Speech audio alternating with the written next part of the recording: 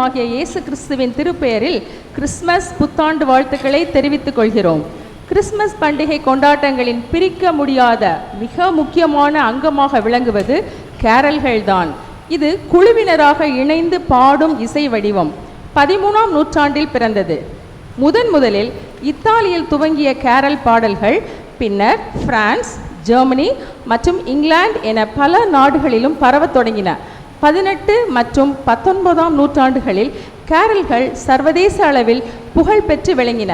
1880களில் தேவாலயங்களில் கேரல்கள் பாடப்படும் வழக்கம் முதலாக தொடங்கியது.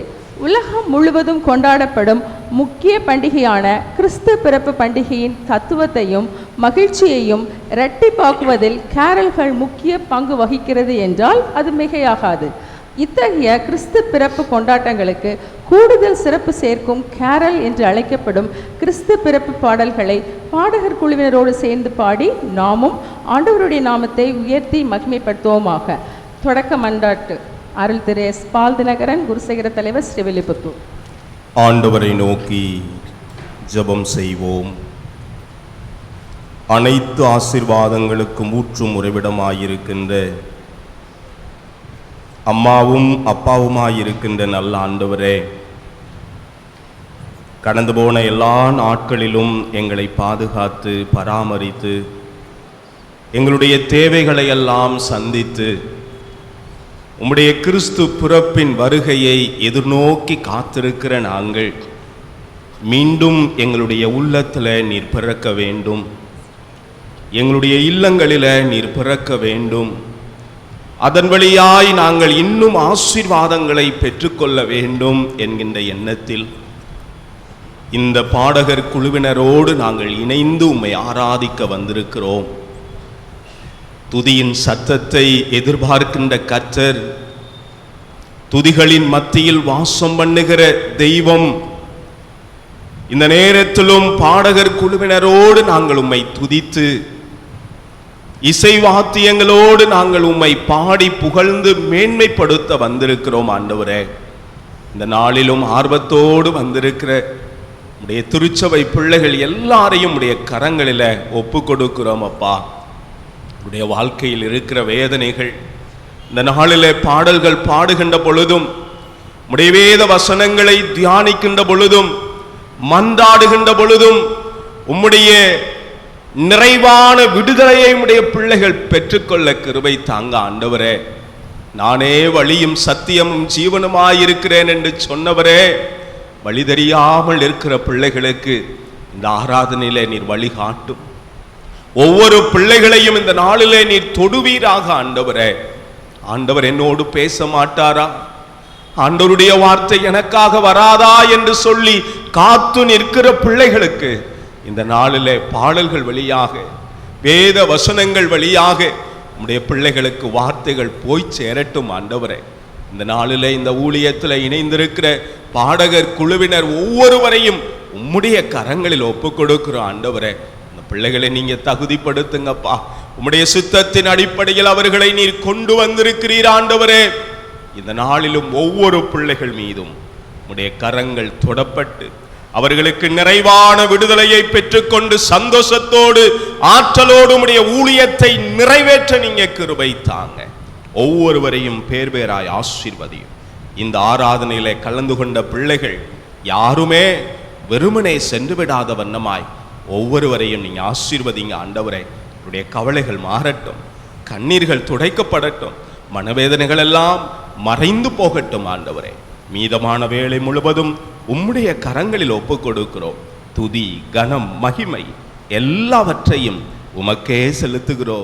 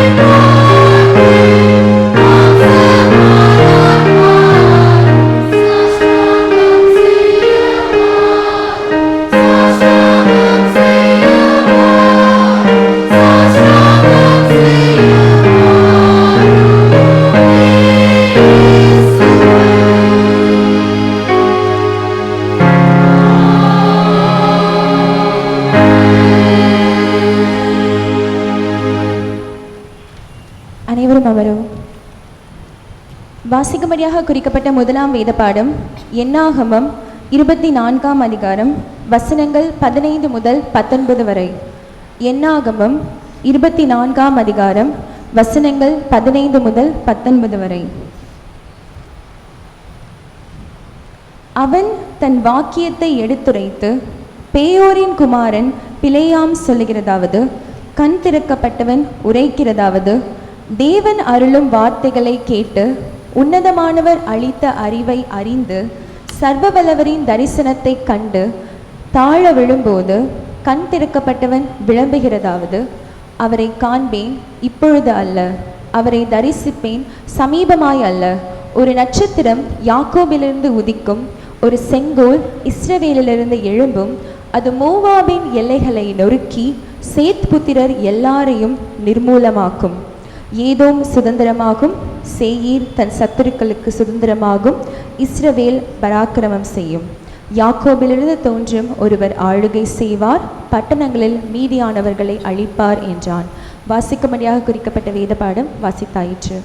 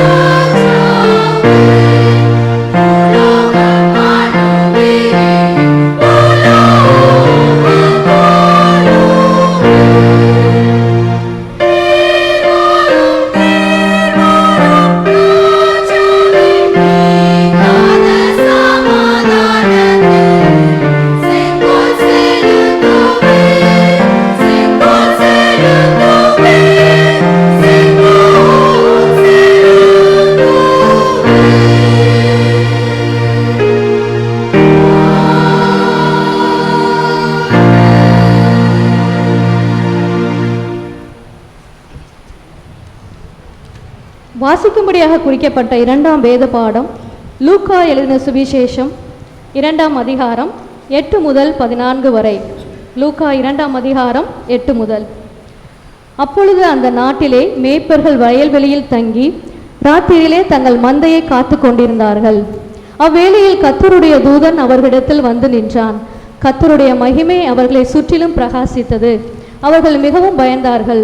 தேவதூதன் அவர்களை நோக்கி, பயப்படாதிருங்கள், இதோ எல்லா ஜனத்துக்கும் மிகுந்த சந்தோஷத்தை உண்டாக்கும் நற்செய்தியை உங்களுக்கு அறிவிக்கிறேன். இன்று கர்த்தராகிய கிறிஸ்து என்னும் இரட்சகர் உங்களுக்கு தாவீதின் ஊரிலே பிறந்திருக்கிறார். பிள்ளையை துணிகளில் சுற்றி முன்னணியிலே கிடத்திருக்க காண்பீர்கள், இதுவே உங்களுக்கு அடையாளம் என்றான். அந்த சனமே பரமசேனையின் திரள் அந்த தூதனுடனே தோன்றி, உன்னதத்தில் இருக்கிற தேவனுக்கு மகிமையும் பூமியிலே சமாதானமும் மனுஷர் மேல் பிரியமும் உண்டாவதாக என்று சொல்லி தேவனை துதித்தார்கள் என்பதே. வாசிக்கும்படியாக குறிக்கப்பட்ட 2ஆம் வேத பாடம் வாசித்தாயிற்று. தேவனுக்கே மகிமை உண்டாவதாக.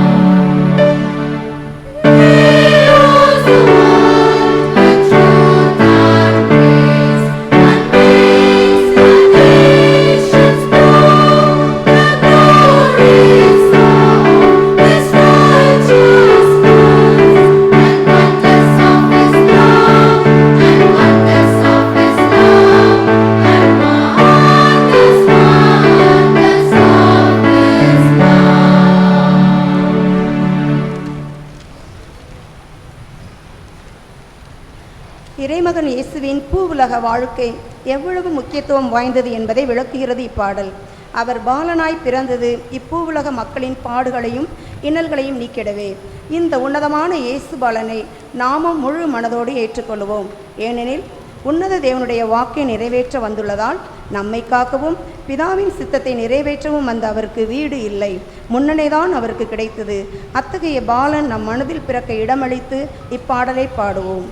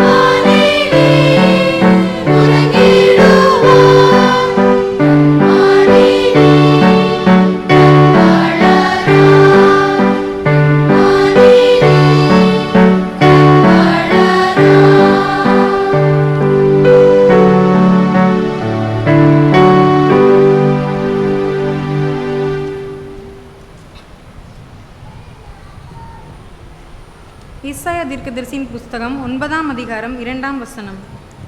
இருளில் நடக்கிற ஜனங்கள் பெரிய வெளிச்சத்தை கண்டார்கள். மரண இருளின் தேசத்தில் குடியிருக்கிறவர்களின் மேல் வெளிச்சம் பிரகாசித்தது. வாசிக்கும்படியாக கொடுக்கப்பட்ட வேத பாடம் வாசித்தாயிற்று.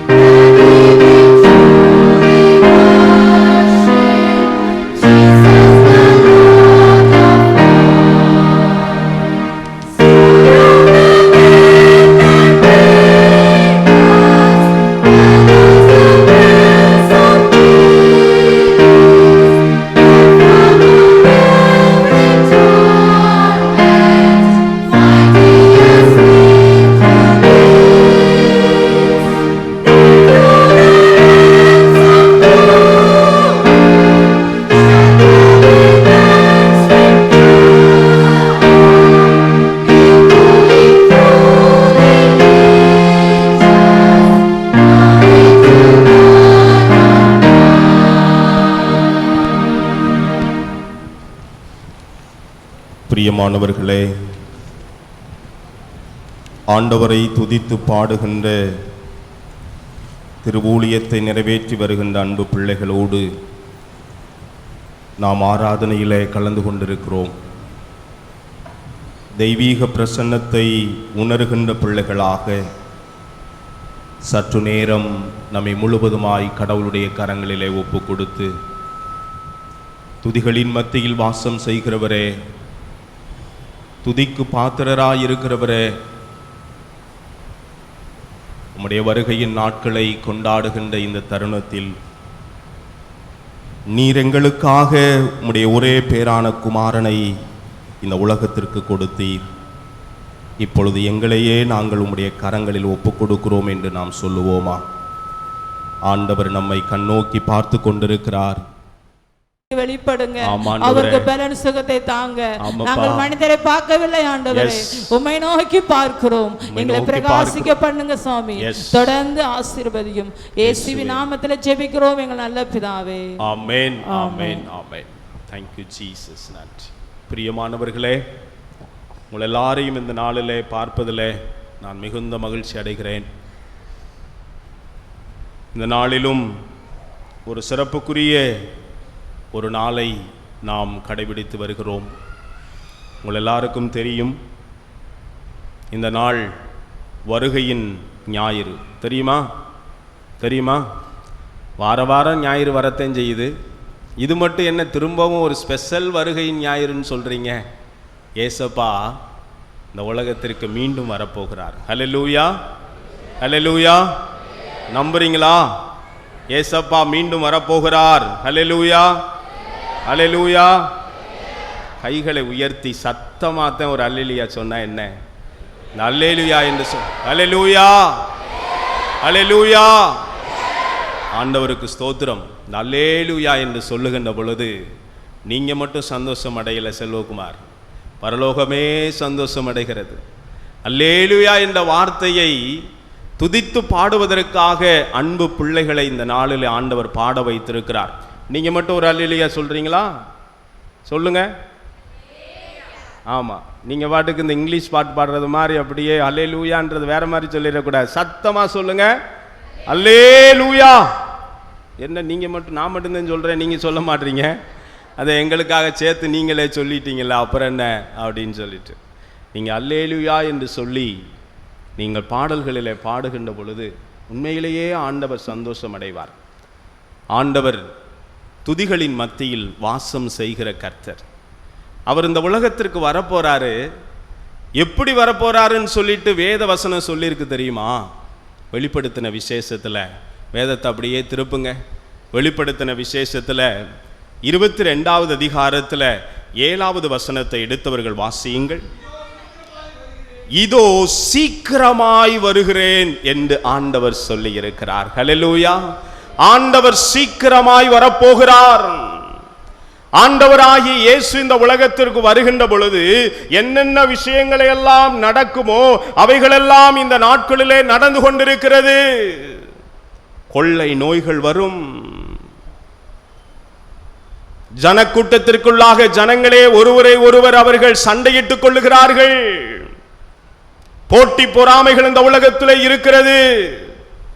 ஆண்டவர் வேதத்திலே அவருடைய வருகையின் நாட்களிலே என்னவெல்லாம் நடக்கும் என்று சொன்னாரோ அவைகளெல்லாம் இப்பொழுது நிறைவேறிக் கொண்டிருக்கிறது. அவர் சொல்லுகிறார், நான் எந்த நேரத்தில் வருவேன், எந்த நிமிடத்தில் வருவேன், எந்த நாளில் வருவேன் அப்படின்னு உங்களுக்கு தெரியாது. ஆண்டவருடைய வசனம் இங்கே போடப்பட்டிருக்கிறது. வெளிப்படுத்தின விசேஷத்தில் 16வது அதிகாரத்தில் 15வது வசனத்தை நாம் வாசிக்கின்ற பொழுது யாராவது ஒருவர் எடுத்து வாசியுங்கள். துருடனை போல வருகிறேன், தன் மானம் காத்துக்கொள்ளும்படியாக நிர்வாணமாய் நடவாதபடிக்கு தன் வஸ்திரத்தை காத்து கொள்ள வேண்டும் என்று சொல்லுகிறார். அவர் சொல்ற வார்த்தை, நான் சீக்கிரமா வரப்போறையா, நான் வரப்போவதற்கான எல்லா நாட்களும் இப்பொழுது நிறைவேறி கொண்டிருக்கிறது. நான் சொன்ன அடையாளங்கள் எல்லாம் இப்பொழுது நிறைவேறி கொண்டிருக்கிறது.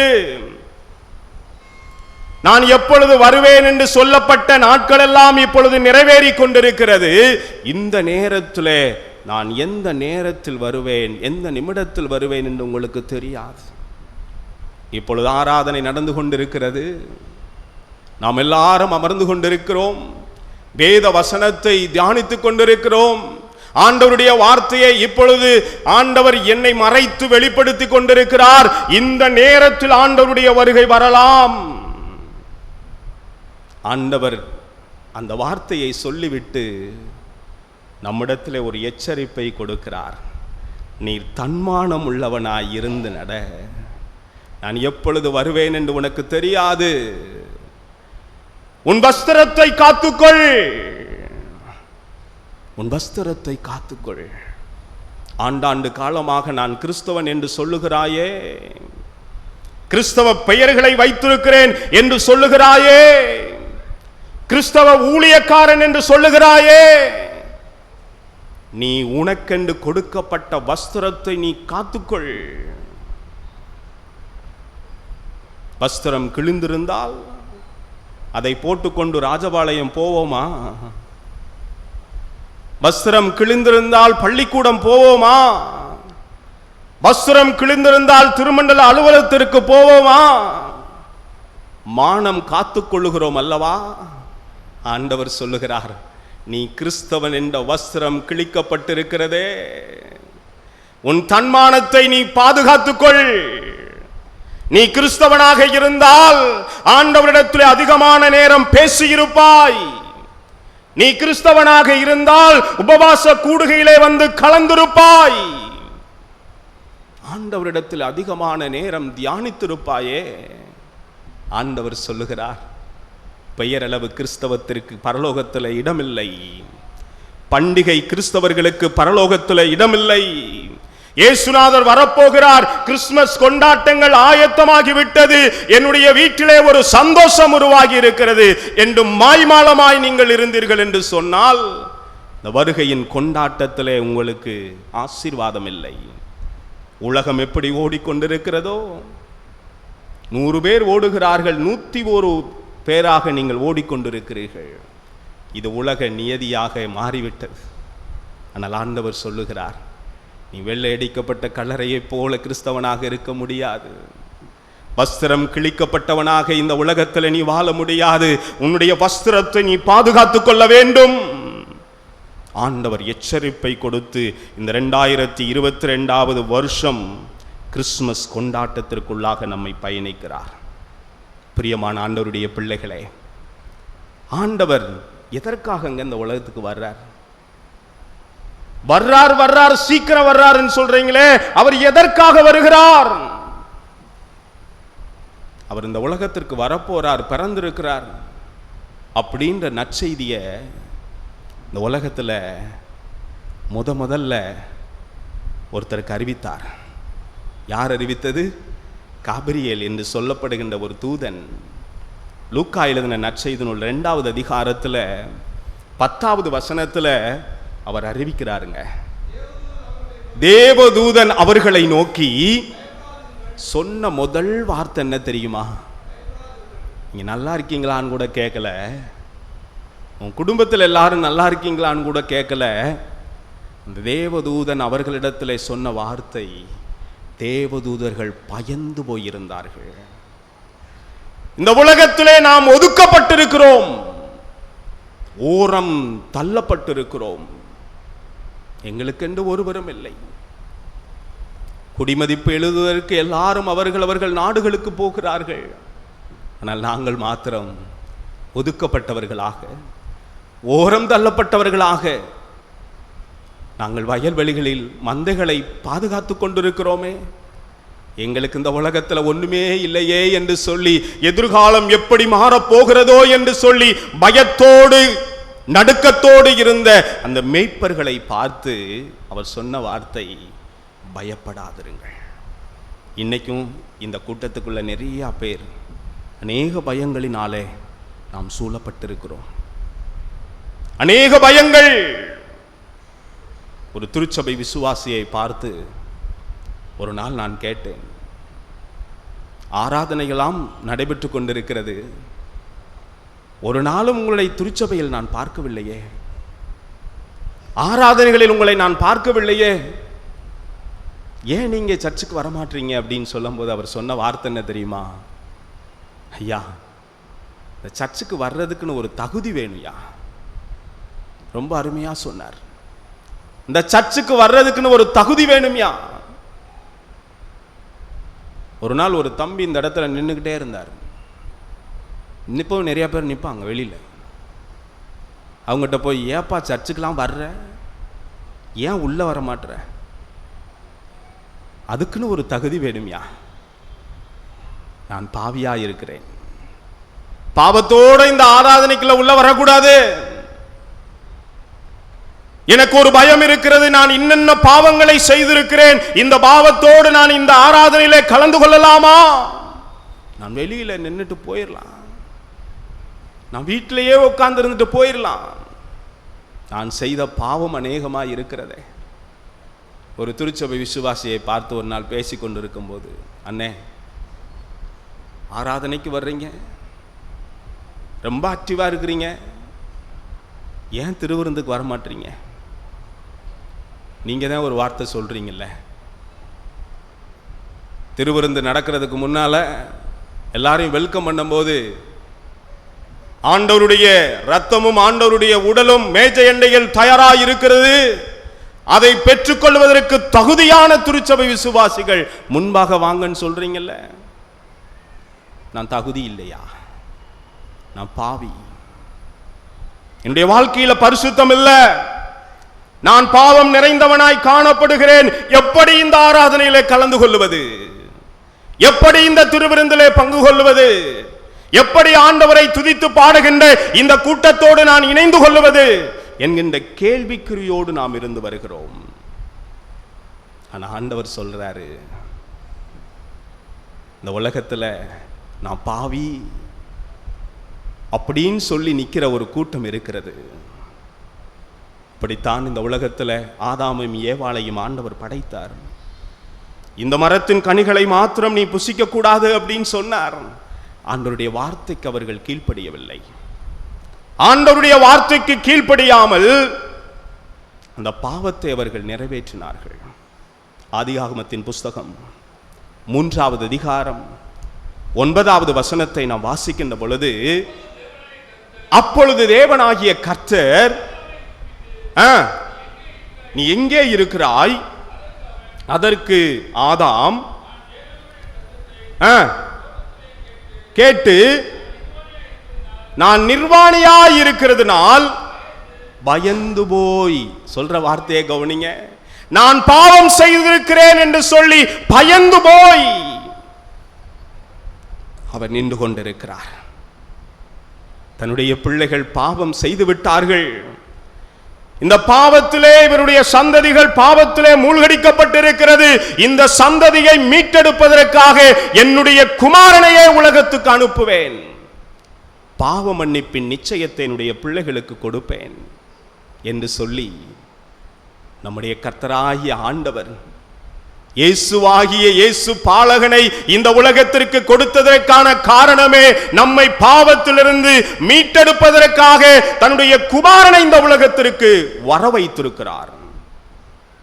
இந்த வருகையின் நாட்களிலே கடவுள் சொல்லுகிறார், நீ ஆதாமை போல இப்பொழுது பாவம் செய்து கொண்டிருக்கலாம்,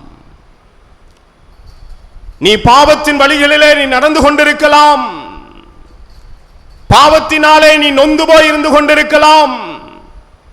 உன்னை படைத்த கடவுளாயிருக்கிற நான் சொல்லுகிறேன், ஆதாமின் சந்ததியை மீட்டெடுப்பதற்காக என்னுடைய குமாரனையே இந்த உலகத்திற்கு நான் கொடுத்தேன் அல்லவா, அந்த குமாரன் இந்த உலகத்திற்கு வரப்போகிறார், அதுவும் சீக்கிரமாய் வரப்போகிறார். அவர் வருகின்ற இந்த நாட்களிலே நீங்கள் பரிசுத்தப்படுத்திக் கொள்வதற்காக உங்களுடைய பாவங்களை அவருடைய பாதத்திலே நீங்கள் வைக்க ஆயத்தப்பட வேண்டும். ஏசாயா தீர்க்க தரிசன புஸ்தகத்திலே 1வது அதிகாரத்தில் இறைவாக்கினர் ஒரு வார்த்தையை தீர்க்க தரிசனமாய் சொல்லுகிறார். 18வது வசனத்தை நாம் வாசிக்கின்ற பொழுது கர்த்தர் சொல்லுகிறார், உங்கள் பாவங்கள் சிவேரென்றிருந்தாலும் உறைந்த மலையை போல் வெண்மையாகும், அவைகள் இரத்தாம்பர சிவப்பாக இருந்தாலும் பஞ்சை போல் ஆகும் என்று சொல்லுகிறார். காரணம் என்ன தெரியுமா? நீ எவ்வளவுதான் பாவம் செய்தாலும் இந்த பாவ மன்னிப்பின் நிச்சயத்தை கொடுப்பதற்காக நம்முடைய ஆண்டவர் உங்களுக்கும் எனக்கும் தினந்தோறும் ஜீவனை கொடுக்கிறாரே, அந்த ஆண்டவர் தன்னுடைய ஜீவனையே இந்த உலகத்திற்கு கொடுத்து, தன்னுடைய இரத்தத்தையே ஜீவபலியாக இந்த உலகத்திற்கு கொடுத்து, என்னுடைய பிள்ளைகள் செய்த பாவத்திலிருந்து அவர்களை மீட்டெடுக்க வேண்டுமே என்று சொல்லி, அவர்கள் எவ்வளவு பாவம் செய்தாலும், நான் படைத்த பிள்ளை, நான் படைத்த குடும்பங்கள், என்னுடைய பிள்ளைகள் கஷ்டப்பட்டு கொண்டிருக்கிறார்கள். பாவத்தின் வழியாய் நொந்து நொந்து போய் ஒவ்வொரு நாளும் வாழ்க்கையிலே சீரழிந்து கொண்டிருக்கிறார்கள். சந்தோஷம் இல்லை, சமாதானம் இல்லை, விடுதலை இல்லை. இந்த நேரத்தில் அந்த பிள்ளைகளுக்கு விடுதலை கொடுப்பதற்காக நான் இந்த உலகத்தில் வர இருக்கிறேன். என்னுடைய பிள்ளைகள் விடுதலை பெற்றுக்கொள்ள வேண்டுமே. எவ்வளவு பெரிய பாவம் இருந்தாலும், எவ்வளவு பெரிய இரத்தாம்பர சிவப்பாக இருந்தாலும் ஆண்டவர் நம்முடைய பாவங்களை மன்னிக்கிறவர். நீதிமொழிகளின் புஸ்தகத்தில் ஒரு வார்த்தை போடப்பட்டிருக்கல்லவா, 28வது அதிகாரம் 13வது வசனத்தில், தன் பாவங்களை மறைக்கிறவன் வாழ்வடைய மாட்டான். நீ என்னையா, நீ பாவம் பண்ணி இருக்கிறியா? நான் என்ன பாவம் பண்ணேன்?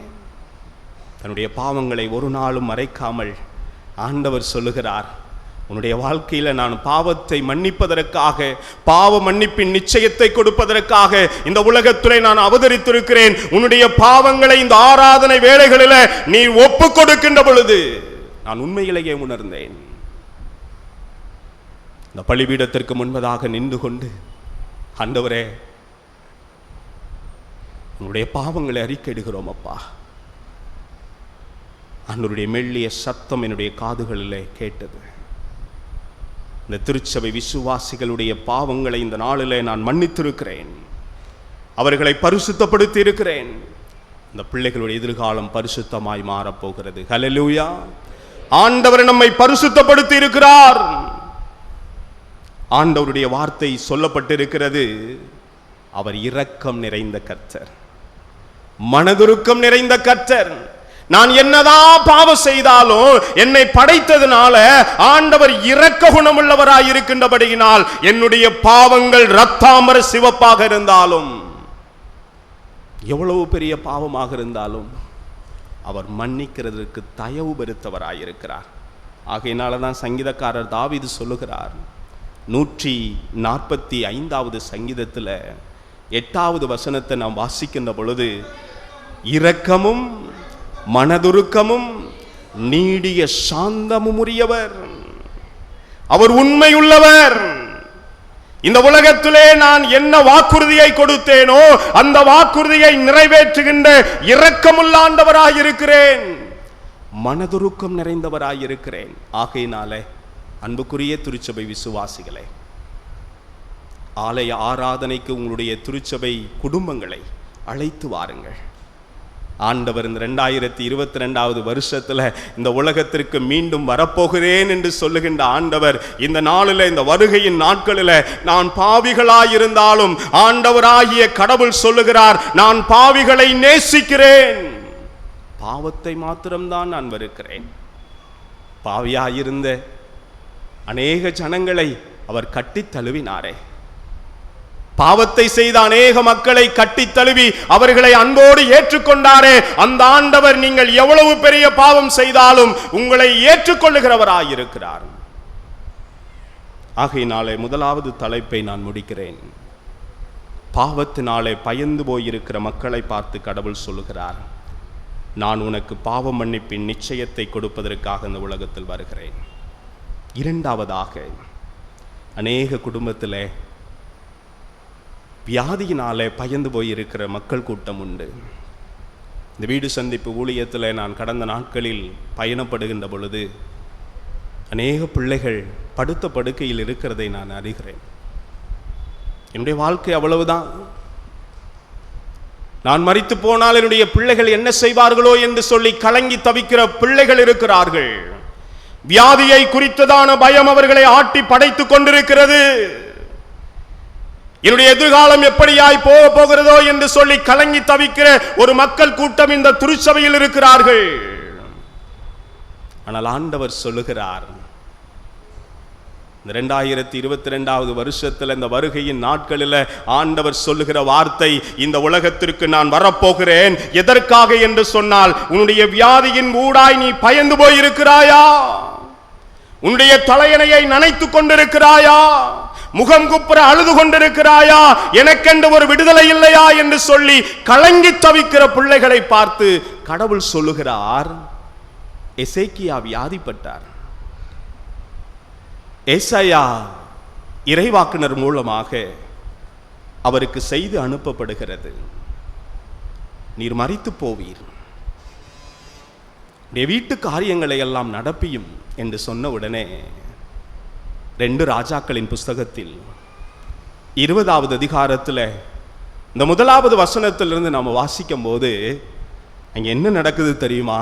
இந்த 3வது வசனத்தில் அவர், ஆ கர்த்தாவே, நான் உமக்கு முன்பாக உண்மையும் உத்தமமாய் நடந்து நலமானதை தானே செஞ்சேன், விண்ணப்பம் பண்ணினான், அழுதான் என்று போடப்பட்டிருக்கிறது. தன்னுடைய வியாதியை குறித்ததான பயம் அவரை ஆ என்று கத்த வைத்தது, அவரை அழுக வைத்தது. வியாதியை குறித்து அப்படி கலங்கி கொண்டிருக்கிறீர்களா? ஆண்டவர் சொல்லுகிறார், நான் இறந்த லாசருவை உயிர்ப்பித்த கர்த்தர். ஹல்லேலூயா.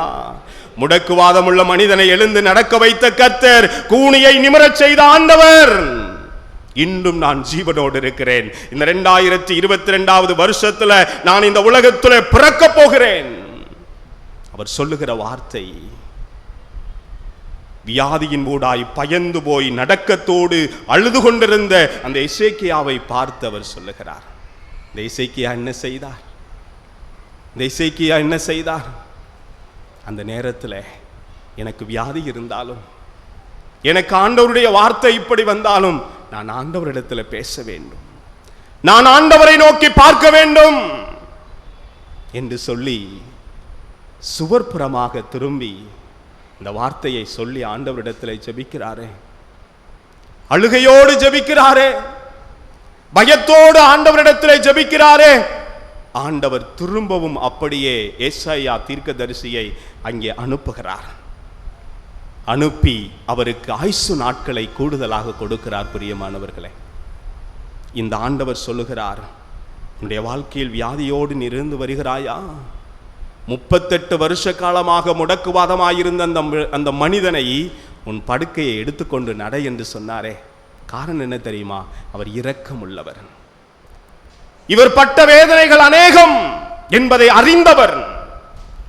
விழா காலங்களிலே விழாக்கள் கொண்டாடாமல் யார் ஒருவர் கஷ்டத்தில் இருக்கிறாரோ அவரை நோக்கி அவருடைய கால்கள் பயணப்பட்டது. இந்த நாளிலே கடவுள் சொல்லுகிறார், இந்த திருச்சபையிலே நீங்கள் வியாதியோடு இருப்பீர்களானால், நீங்கள் ஆண்டவரை நோக்கி கூப்பிடும்போது அவருடைய கால்கள் உங்களுடைய வீடுகளுக்கு நேராக வரும், உங்களுடைய இல்லத்திற்கு நேராக வரும். நீங்கள் எந்த இடத்திலிருந்து ஆண்டவரை கூப்பிடுகிறீர்களோ அந்த இடத்திற்கு ஆண்டவர் வந்து நிற்பார். படுத்த படுக்கையில் இருந்த அந்த மனிதர் ஜெபத்தோடு இருந்திருப்பார் என்று நான் விரும்புகிறேன், நம்புகிறேன். 38 வருஷ காலமா நான் இருக்கிறேனே, எனக்கு ஒருத்தரும் இல்லையே, நான் ஒரு அனாதை என்று சொல்லி ஆண்டவரிடத்தில் அழுது புலம்பி இருப்பார். எசேக்கியா அழுததை போல அந்த மனிதன் அழுதிருப்பார். ஆண்டவர் அவருடைய அழுகையை கண்ணோக்கி பார்க்கிறவர். இந்த நாளிலும் நீங்கள் வியாதியோடு இருப்பீர்கள் என்று சொன்னால் நீங்கள் ஆண்டவரை நோக்கி பாருங்கள். இன்னும் அநேக குடும்பங்களிலே குழந்தை பாக்கியம் இல்லையே, அவமானம் இருக்கிறதே, எல்லாரும் என்னை அசிங்கமாக பேசுகிறார்களே, என்னுடைய உடலிலே ஒரு குறை இருக்கிறதை போல நான் அறிகிறேனே, எனக்கு மாத்திரம் ஏன் இந்த சூழ்நிலை? எனக்கு பின்னால் திருமணமானவர்களுக்கு எல்லாருக்கும் குழந்தை இருக்கிறதே, நான் என்ன பாவம் செய்தேன் என்று சொல்லி நீங்கள் கண்கள் கலங்கிய உள்ளத்தோடு இருக்கலாம். இந்த வருஷத்தில் ஆண்டவர் வருகை நாட்களில் ஆண்டவர் சொல்லுகிறார், உன்னுடைய வாழ்க்கையில் நீ எதை இழந்திருக்கிறாயோ, எந்த அவமானத்தை நீ ஏற்றுக்கொண்டிருக்கிறாயோ அதை நான் மாற்றி போடுவதற்காக வருகிறேன். நீ இதுவரையிலும் இழந்த இழப்புகளை திரும்ப கொடுப்பதற்காக, சம்பூரணப்படுத்துவதற்காக இந்த உலகத்திலே நான் வந்திருக்கிறேன் ஆண்டவர் சொல்லுகிறார். பிரியமான ஆண்டவருடைய பிள்ளைகளே, ஆபிரகாம் அப்படித்தான் பயந்தார். ஆபிரகாம் பயந்து போய், எடுத்தவர்கள் வாசியுங்கள் ஆதியாகமத்தின் புஸ்தகம் 15வது அதிகாரம் 1-2 வசனங்களை வாசியுங்கள்.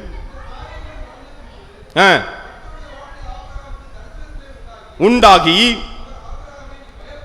பயப்படாதே, நான் உனக்கு கேடகமும் மகாபெரிய பலனுமாயிருக்கிறேன்.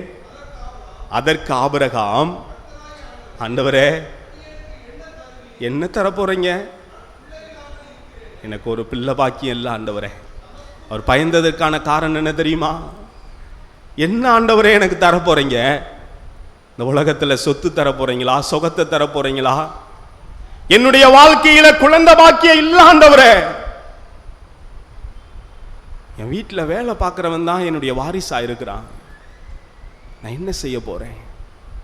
ஆண்டவர் சொன்னார் 5வது வசனத்தில், வெளியே வா, வானத்தை அண்ணாந்து பார், வானத்தை அண்ணாந்து பார். 5வது வசனத்தை வாசிங்க.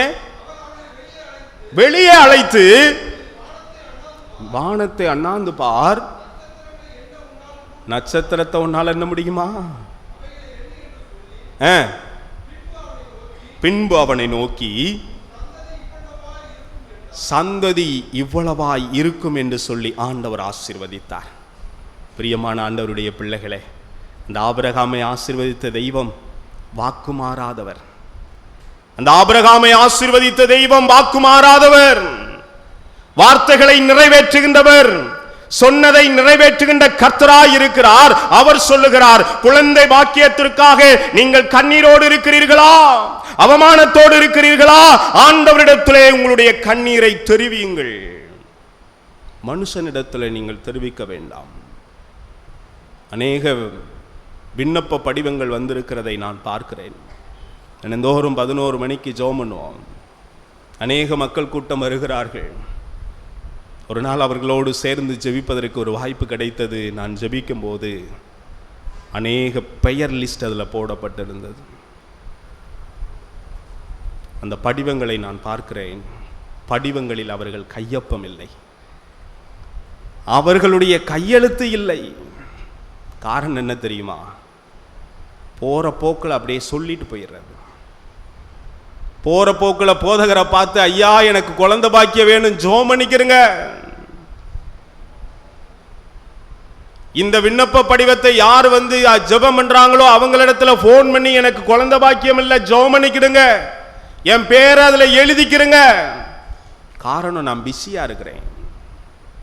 ஆண்டவர் சொல்லுகிறார், இந்த உலகத்துல நீ போய் டாக்டர்கிட்ட போய் எனக்கு குழந்தை பாக்கியம் இல்லைன்னு சொல்லிட்டு போன்ல நீ சொல்லுவியா? உலக பிரகாரமான மனுஷன்ட்ட போய் மணிக்கணக்காக காத்திருக்கிறாயே, எனக்கு குழந்தை பாக்கியம் இல்லை, எனக்காக மருத்துவ சிகிச்சை எடுங்கள் சொல்லுகிறாயே. அந்த டாக்டரையே உருவாக்கின கர்த்தரை பார்த்து அலட்சியப்படுத்துகிறாய். என் குடும்பத்தில் பிரச்சனை இருக்கு, ஜெபம் பண்ணிக்கிறங்க. எனக்கு குழந்தை பாக்கியம் இல்லை, ஜெபம் பண்ணிக்கிறங்கன்னு சொல்லி சாதாரணமாக இந்த உலகத்தை படைத்த கடவுளை நீ அலட்சியப்படுத்துகிறாயே. ஆண்டவர் சொல்லுகிறார், ஆபிரகாமை ஆசீர்வதித்த தெய்வம் கட்டாயம் உன்னை ஆசீர்வதிப்பேன். அதை உணர்ந்து கொண்ட அண்ணால், எனக்கு குழந்தை பாக்கியம் இல்லையா, சொந்த பந்தத்திரத்தில் போய் ஜெபம் பண்ணிக்கிறங்கன்னு சொல்ல தெரியாதா? அண்ணால் ஓடினாள், ஆலயத்திற்கு ஓடினாள், முழங்கால் படியிட்டு ஆண்டவரிடத்திலே ஜெபித்தாரே, ஆண்டவரை நோக்கி விண்ணப்பத்தை தெரிவித்தாரே. அந்த திருச்சபை மக்களாயிருக்கிற நாம் அன்னாளை போல வாழ்ந்து கொண்டிருக்கிறோமா? எல்லா இடத்துக்கும் ஓடுறோம்ல. இந்த டாக்டரை பார்த்தா எனக்கு கிடைக்குமா? ஆண்டவர் மருத்துவராயிருக்கிறார். ஆண்டவர் ஒரு டாக்டர் தெரியுமா? Jesus one of the doctor. இந்த உலகத்தில் இருக்கிற எல்லா டாக்டர்களும் கூட கைவிடலாம். நீங்கள் யாரை மலை போல் நம்பி இருக்கிறீர்களோ அந்த மருத்துவர் கூட உங்களை கைவிடலாம். கடைசி நேரத்தில் அவர்கள் சொல்லுவார்கள், எங்களால் முடிஞ்ச அளவு நாங்கள் ட்ரை பண்ணிட்டோம் சிஸ்டர், எங்களால் முடிஞ்ச அளவு நாங்கள் என்ன செய்ய முடியுமோ அதையெல்லாம் நாங்கள் செஞ்சிட்டோம் சார். கடைசியாக உங்க கடவுளிடத்துல நீங்கள் ஜெபம் பண்ணுங்க, கடவுள் உங்களுக்கு சுகம் கொடுப்பார். அநேக மருத்துவர்களால் செய்ய முடியாததை இயேசு ஆண்டவர் செய்கிறார். எப்படி அவரை மருத்துவர்னு சொல்றீங்க? அவர் டாக்டர் தானே. ஒரு மனிதர் வந்தார், எனக்கு கண் பார்வை இல்லைன்னு சொன்னார். உடனே என்ன நடந்துச்சு? கைகளை வைத்து உனக்கு கண் பார்வை கொடுத்து விட்டேன் போ அப்படின்னு ஆண்டவர் சொல்லலை. என்ன செஞ்சார் தெரியுமா? அவர் ஒரு மருத்துவராய் செயல்பட்டார். வான்னு சொல்லி கூப்பிட்டு மண்ணை எடுக்கிறார். மண்ணை எடுத்து தண்ணியை ஊத்துனாரா? இல்லை, உமிழ் நீரை துப்புறார். இந்த உமிழ் நீரில் ஒரு மருத்துவ குணம் இருக்கிறது. ஏதாச்சும் காயப்பட்டுருச்சுன்னா கிராமப்புறங்களில் சொல்லுவாங்க, அந்த எச்சியை தொட்டு அந்த இடத்துல வையா, அதுல மருத்துவ குணம் இருக்குதுயா. ஒரு முள்ளு குத்திருச்சு அப்படின்னு சொன்னா அந்த எச்சி எடுத்து அந்த இடத்துல வை. இயேசுநாதர் ஒரு மருத்துவர். அந்த மண்ணை அப்படியே எடுத்து அதை குழப்பி சேருண்டாக்கி என்ன பண்றாரு தெரியுமா? ஒரு டாக்டரா அதை அப்படியே கையில் எடுத்து அவன் கண்களில் பூசுறார். எந்த இடத்துல பலவீனம் இருக்கிறதோ, எந்த உறுப்புகளில் பலவீனம் இருக்கிறதோ, இன்னைக்கு கால் சுளுக்கிக்கிருச்சியா, கால் உடைஞ்சு போச்சு, எலும்பு உடைஞ்சு போச்சியா அப்படின்னு சொல்லும் போது டாக்டர்கள் என்ன செய்கிறார்கள்? முட்டைப்பத்து போட்டு கெட்டுறாங்க. பார்த்தீங்களா? ஆண்டவர் 2000 வருஷத்துக்கு முன்னாலே டாக்டரா இருந்திருக்கிறாருங்க. அவர் அப்படியே அந்த மண்ணை எடுத்து குழப்பி கண்ணில் வச்சுட்டு, டாக்டர் உடனே என்ன செய்வார்? முட்டைப்பத்து போட்டு முடிச்ச மறு நிமிஷமே எடுத்துருன்னு சொல்லுவாரா? கல்வி போட்டுக்கு நீ வீட்டுக்கு போன்னு சொல்லுவாரா? ஒரு வாரம் தொடக்கூடாது, ஒரு வாரம் தொடக்கூடாது, இது அப்படியே இருக்கணும். போயிட்டு அடுத்த வாரம் வாங்க அப்படின்வார். டாக்டர் போயிட்டு அடுத்த வாரம் வாங்கன்னு சொல்லுவார். ஏன்னா அடுத்த வாரம் அவருக்கு ஃபீஸ் வேணும். ஆனால் இயேசுநாதர் என்ன சொல்லுவார்? நீ அப்படியே போயிட்டு என்ன செய்? சீலோவாம் குளத்திலே போய் கழுவும். இதுக்கு நீ போற தூரம் இருக்கிறது, அந்த தூரத்திற்குள்ளாக உன்னுடைய கண்களிலே பார்வை உண்டாகும். நான் மருத்துவத்தை நிறைவேற்றியிருக்கிறேன். ஆண்டவர் சொல்றார், உலகத்தில் எது முடியாதோ அதை முடிய வைக்கின்ற கர்த்தர் நான் இருக்கிறேன். ஆகையினால் இந்த உலகத்தில் ஆண்டவர் சொல்லுகிறார், நீ வியாதியை குறித்து கவலைப்படாதே, குழந்தை பாக்கியம் இல்லை என்று சொல்லி கவலைப்படாதே. ஆண்டவர் சொல்லுகிறார், உன்னுடைய வாழ்க்கையில் நான் ஒரு விடுதலையை கொடுப்பதற்காக 2022 வருஷம் இந்த உலகத்துக்கு வந்திருக்கிறேன். நீ நம்பினால் என்னுடைய மகிமையை காண்பாய் என்று ஆண்டவர் சொல்லி இருக்கிறார். மூன்றாவதாக 2 தலைப்பு உங்களுக்கு சொல்லியிருக்கிறேன். பாவத்திலிருந்து பயந்து போயிருக்கலாம், 2வது வியாதியிலிருந்து நீங்கள் பயந்து போயிருக்கலாம், இயலாமையிலிருந்து நீங்கள் பயந்து போயிருக்கலாம், 3வது இந்த உலகத்தில் நான் சிறுமைப்படுத்தப்பட்டிருக்கிறேன், இந்த உலகத்தில் நான் ஓரம் தள்ளப்பட்டிருக்கிறேன், இந்த உலகத்தில் என்னை யாரும் மதிக்க மாட்டாங்க, நான் ஒரு சிறுமை அடைந்த ஒரு மனிதனாயிருக்கிறேன் என்று சொல்லி நீங்கள் நினைக்கலாம். நான் தவறே செய்யவில்லை, ஆனால் நான் பாதிக்கப்பட்டு கொண்டிருக்கிறேன் என்று நீங்கள் நினைக்கலாம். ஆண்டவர் சொல்லுகிறார், நான் முன்னால் சொன்னது போல இந்த ஆட்டு மேய்ப்பர்கள் என்ன பாவம் செய்தார்கள்? வயல்வெளிகளிலே இரவு நேரங்களிலே படுத்து கொண்டிருக்கிறார்களே, காரணம் என்ன? இந்த உலகத்தில் என்னைய ஒரு மனுஷனை நினைக்கலங்க, நான் ஓரம் கட்டப்பட்டு இருக்கிறேன். இந்த உலகத்திலும் அநேகம் பேர், வளர்ச்சி அடைந்த நாடுகள் வளர்ந்து கொண்டிருக்கிற நாடுகளை அடித்துக் கொண்டிருக்கிறது, அச்சுறுத்தி கொண்டிருக்கிறது. எங்களிடத்தில் எல்லா அணு ஆயுதமும் இருக்கிறது. எங்களிடத்தில் அதிகமான படைபலம் இருக்கிறது. ஆகையினாலே வளர்ந்து கொண்டிருக்கக்கூடிய நாடுகளை நாங்கள் அச்சுறுத்தி கொண்டிருக்கிறோம். நியூஸ் பேப்பர்ல நம்ம பார்க்கிறோம், முதலாளிகள் தொழிலாளர்களை அச்சுறுத்தி கொண்டிருக்கிறார்கள். ஆண்கள் பெண்களை அச்சுறுத்தி கொண்டிருக்கிறார்கள். பெரியவர்கள் சிறியவர்களை பயமுறுத்தி கொண்டிருக்கிறார்கள். பிரியமான ஆண்டவருடைய பிள்ளைகளே, ஆண்டவர் சொல்லுகிறார், நீ எவைகளிலெல்லாம் பயந்து போயிருக்கிறாயோ, யார் மூலமாக நீ பயந்து போயிருக்கிறாயோ அவர்களுக்கு மன்னிக்கக்கூடிய அதிகாரத்தை உன்னுடைய கரங்களில் கொடுத்திருக்கிறேன். யோவான் எழுதின நற்செய்தி நூலிலே 20வது அதிகாரத்திலே 19வது வசனத்திலிருந்து நாம் வாசிக்கின்ற பொழுது, இயேசுநாதரை சிலுவையில் அறைந்து கொன்று விட்டார்கள். சீசர்கள் எல்லாரும் இயேசுவோடு நாம் கூட இருந்தோம் அல்லவா, இப்பொழுது அவரையும் கொண்டு போட்டு விட்டார்கள், நம்மையும் கொண்டு போட்டு விடுவார்களோ என்று சொல்லி பயத்தோடு காணப்படுகிறார்கள். அந்த நேரத்தில் எடுத்தவர்கள் வாசியுங்கள் 19வது வசனம்.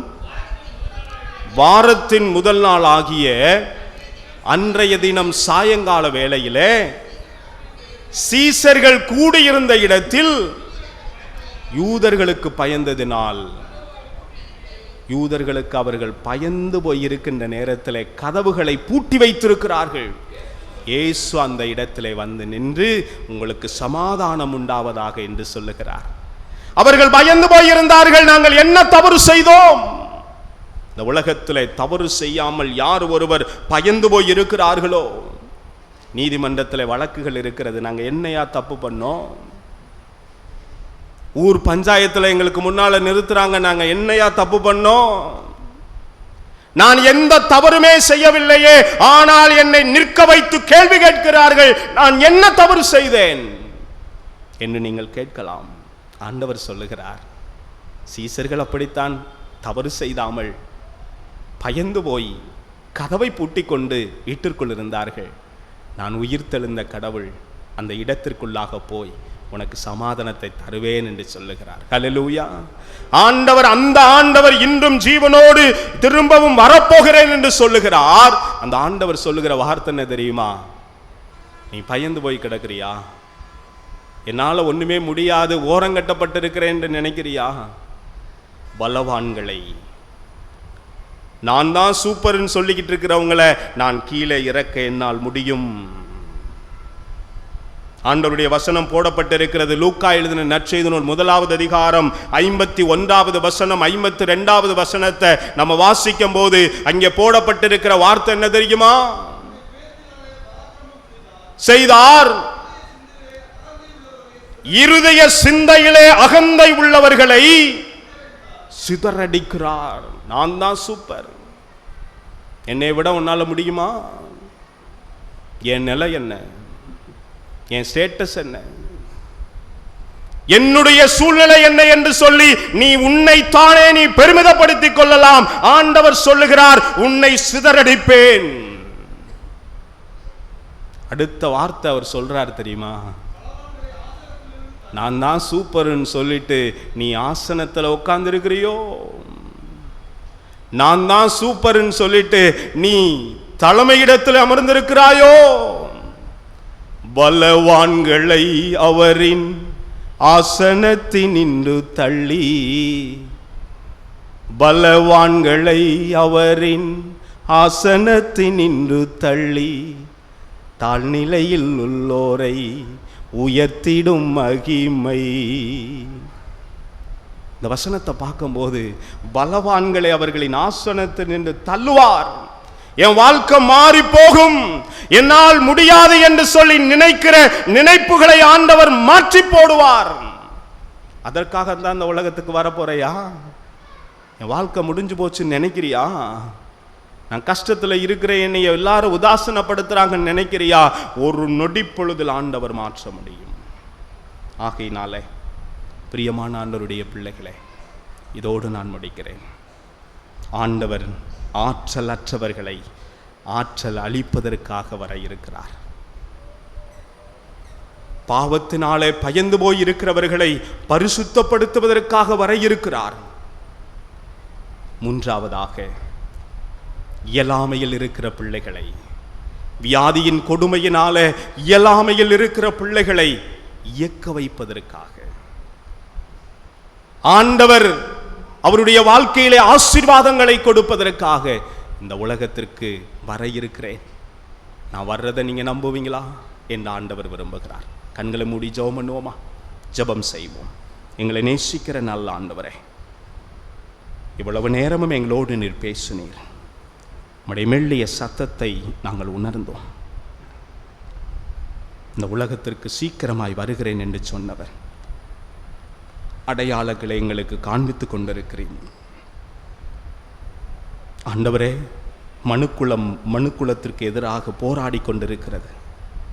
இயற்கை சீற்றங்கள் இந்த உலகத்தில் நடந்து கொண்டிருக்கிறது. பஞ்சங்களும் பகை வெறியும் இந்த உலகத்தில் தீவிரித்துக் கொண்டிருக்கிறது. இதுவே உம்முடைய வருகையின் அடையாளம் என்பதை நாங்கள் அறிந்து இனியும் நாங்கள் பாவம் செய்திருக்கிறோம் என்று ஒதுங்கி போகாமல் பரிசுத்தப்படுத்துவதற்கு ஆண்டவர் என்னை அழைக்கிறார்.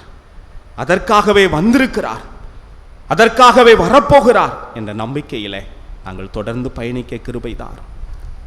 எங்களுடைய இயலாமையின் காரணமாய் கூனி குறுகி போய் குழந்தை பாக்கியமில்லை, வியாதியின் கூடாய் நான் படுத்து கிடந்திருக்கிறேன்.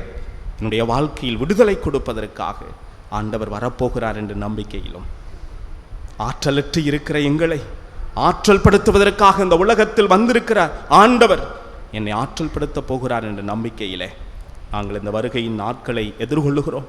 எங்களோடு நீர் கூட வாரும். துதிகன மகிமை எல்லாம் மக்கே செலுத்துகிறோம் நல்ல பிதாவே.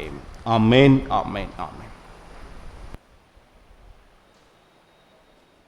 வேண்டிய வேத பாடம் பரிசுத்த மத்தேயு எழுதின சுவிசேஷம் 2ஆம் அதிகாரம் வசனங்கள் 10 மற்றும் 11. மத்தேயு 2ஆம் அதிகாரம் வசனங்கள் 10 மற்றும் 11. அவர்கள் அந்த நட்சத்திரத்தை கண்டபோது மிகுந்த ஆனந்த சந்தோஷமடைந்தார்கள்.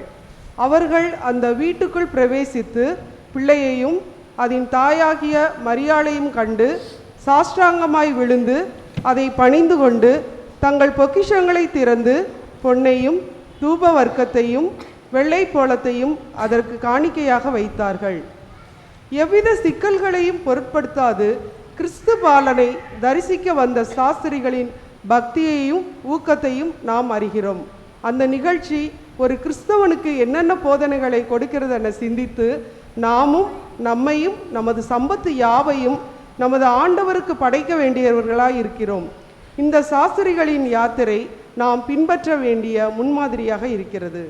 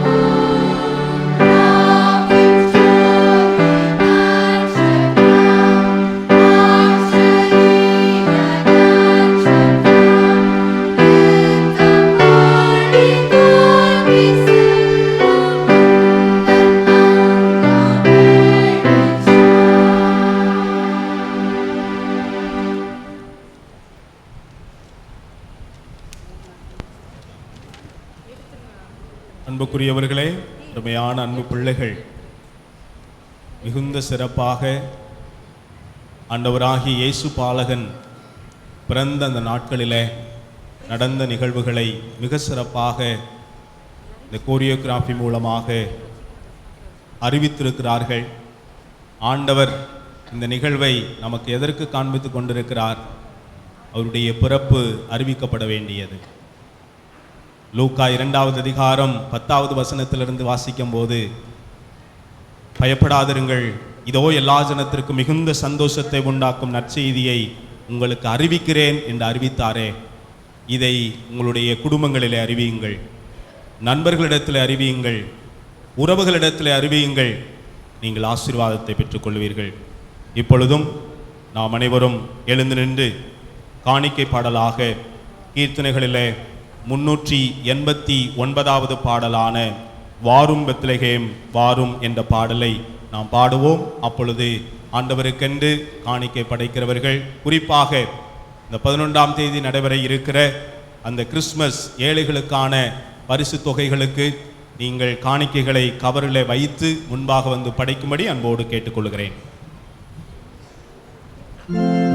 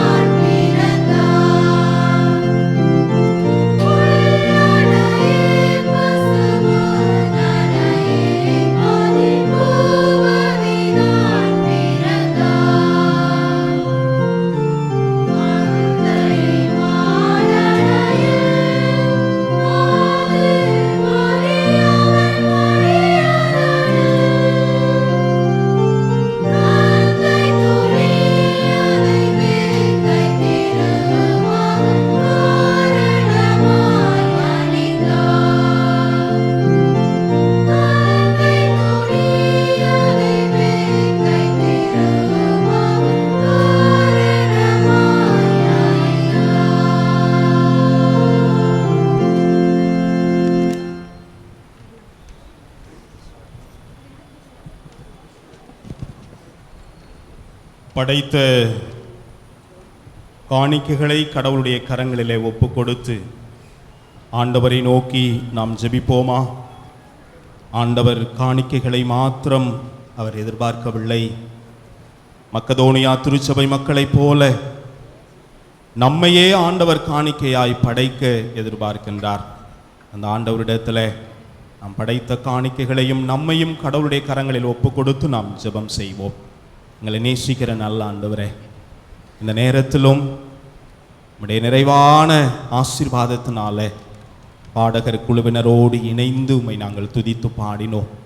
உம்முடைய வார்த்தைகளை நாங்கள் கேட்டோம். இந்த ஆராதனையிலே உம்முடைய பிரசன்னம் எங்களோடு இருந்ததற்காக நன்றி. இந்த நேரத்தில் உம்முடைய வார்த்தைக்கு கீழ்ப்படிந்து ஸ்தோத்திர காணிக்கைகளை உம்முடைய பிள்ளைகள் படைத்திருக்கிறார்கள். அநேக நன்மையான காரியங்களை எங்களுடைய வாழ்க்கையில் நீர் செய்திருக்கிறீர் ஆண்டவரே.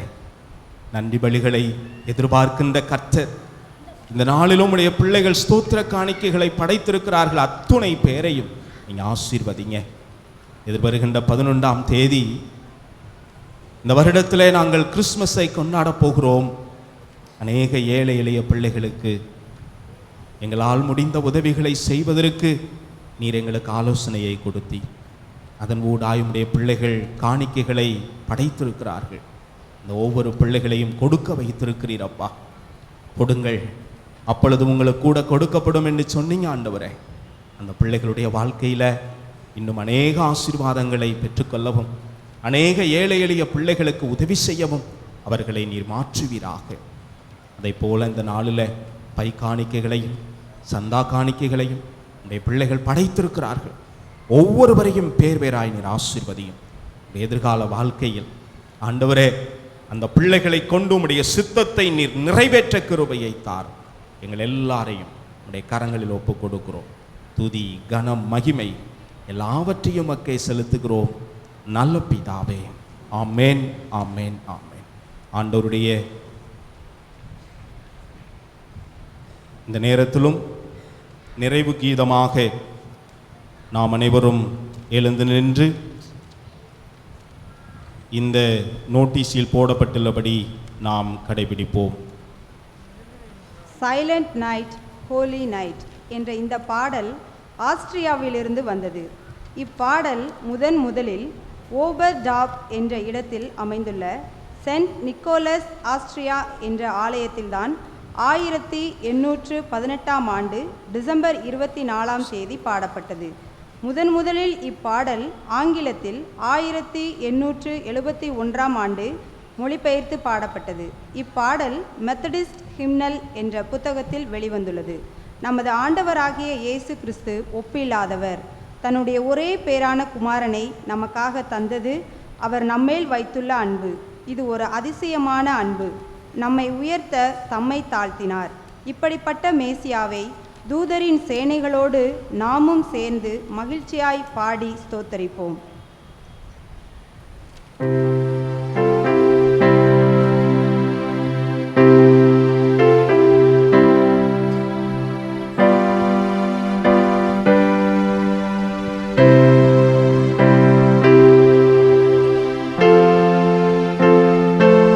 நாம் அனைவரும் எழுந்து நிற்போம்.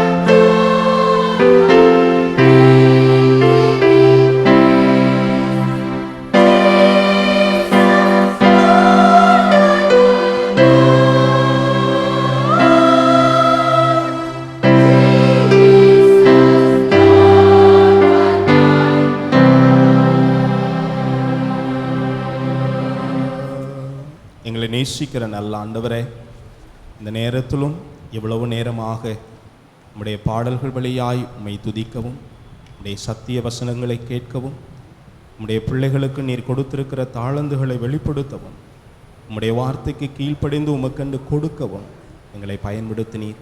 இந்த நாளிலே நாங்கள் கேட்ட சத்தியத்தை போல ஆண்டவரே, நாங்கள் பாவத்தை செய்து பயந்து போயிருந்தோமானால் இந்த நாளிலே ஆண்டவர் எங்களுக்கு பாவ மன்னிப்பை கொடுப்பார் என்ற நம்பிக்கையோடு இந்த ஆராதனையில் கலந்து கொள்ள எங்களுக்கு கிருபையை தாரும்.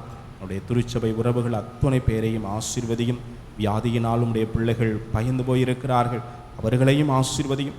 ஆற்றல் இழந்து போய் பயந்து போயிருக்கிறார்கள், அவர்கள் எல்லாரையும் நீர் ஆசீர்வதிப்பீராக.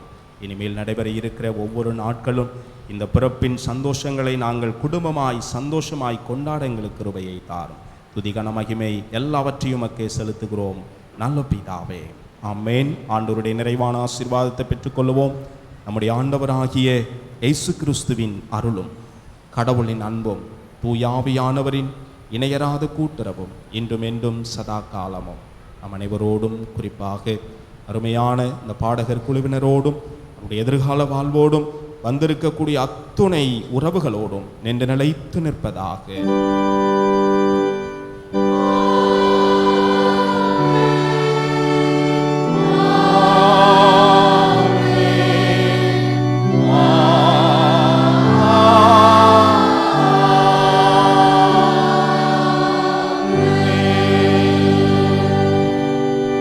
சேர்ந்து சொல்லுவோம். என் ஆத்துமாவே கர்த்தரை ஸ்தோத்திரி, என் முழுவுள்ளமே அவர் பரிசுத்த நாமத்தை ஸ்தோத்திரி.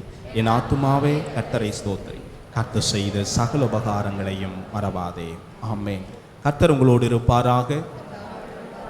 சமாதானத்தோடே போய் வாருங்கள். ஆமென், ஆமென். திருச்சபை விசுவாசிகளுக்கு ஒரு அறிவிப்பு. இந்த நாளிலும் அருமையான அன்பு பிள்ளைகள் பாடகர் குழுவினர் நம் மத்தியிலே மிக சிறப்பாக இந்த ஆராதனை நடத்தி கொடுத்தார்கள். அவர்களை கௌரவிக்க இருக்கிறோம்.